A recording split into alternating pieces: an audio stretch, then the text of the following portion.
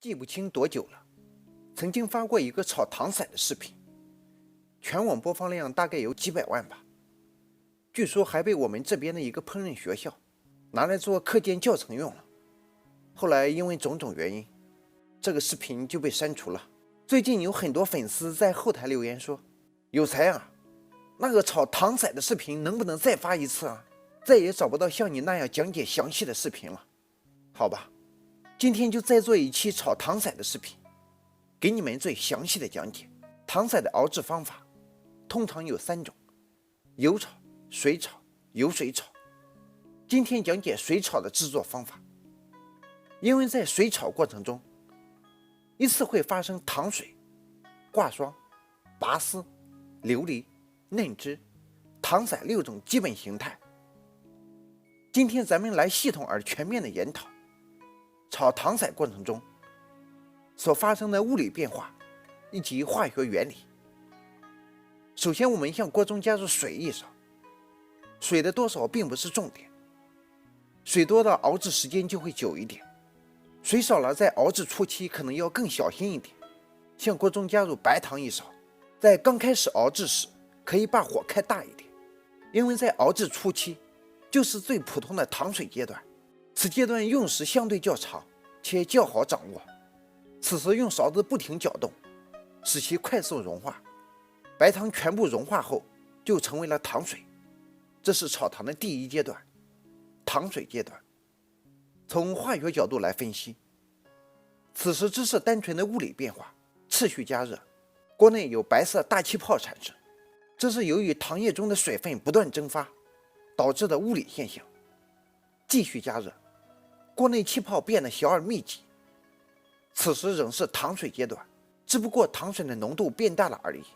在糖水阶段，我们可以做糖水金桔、芝麻香芋、糖水小金粽等，只不过这几个菜品所需要的糖水浓度不同而已。对糖水继续加热，锅内水分继续蒸发，糖液浓度越来越大。当达到饱和点时，即达到溶液溶解度的最大值时，若是继续蒸发水分，糖液则处于过饱和状态，会有部分白糖以固体形式析出，用勺子翻动时会有沙沙的感觉，就是那种白糖没有融化的感觉。这就是熬糖的第2阶段，翻砂，也就是挂霜。在这个阶段可以做挂霜花生、翻砂山楂球等。翻砂阶段的糖液气泡是白色的、密集的、细小的，注意此时要把火关小，因为此后的每个阶段发生的反应都很快，可能就是短短的几秒钟时间。最好把火源集中在锅底附近，避免锅边缘发生焦糖化反应，使糖液变色。对达到翻砂状态的糖液继续加热，用勺子搅动糖液时，原先沙沙的感觉消失了，取而代之的是光滑感。这是因为翻砂后变成固体析出的白糖被加热后突破了熔点，再次融化成为液体。此时的糖液从最初的物理变化向化学变化过渡，即发生了焦糖化反应。说白点就是糖液颜色慢慢变黄了。继续小火加热，焦糖化反应越来越多，糖液颜色越来越黄。当糖液颜色完全变为香油色时，熬糖进入了第3个阶段，拔丝。此时倒入食材可做拔丝馒头、拔丝地瓜、拔丝香蕉等。在拔丝阶段继续小火加热，大约10秒钟后，糖液颜色变为琥珀色时，熬糖进入了第4个阶段，琉璃。此时下入食材裹匀后冷却，食材表面就会有一层硬壳，冰糖葫芦就是这么做的。在琉璃状态继续加热，当糖液颜色变为金黄色偏暗红时，且要起大泡泡的状态时，熬糖进入第5个阶段，嫩汁。此时加入开水煮沸，就是嫩糖色。在嫩汁阶段继续加热，糖液颜色由金黄暗红变为枣红色时，且有很多密集的小气泡时，此为糖色阶段。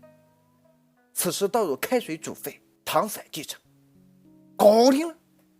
1日3餐记得按时吃饭。开始提问：有才啊，既然嫩汁和糖色都是糖色，那它们有啥区别呢？答：嫩汁在烧制菜品收汁时，颜色红亮而不深。著名鲁菜九转大肠就是用嫩汁制作。而糖色在上色方面比较猛烈，有比较浓郁的焦糖香气，比如做红烧鱼、红烧肉调配卤汁等，效果都很棒。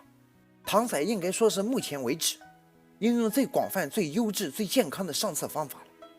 那有才你熬糖时有啥窍门没呢？有啊，一般来说，挂霜一般选择用白砂糖比较好，拔丝一般用绵白糖比较好。而要使做好的琉璃制品保持很长时间的脆度，熬糖时最好加点焦糖。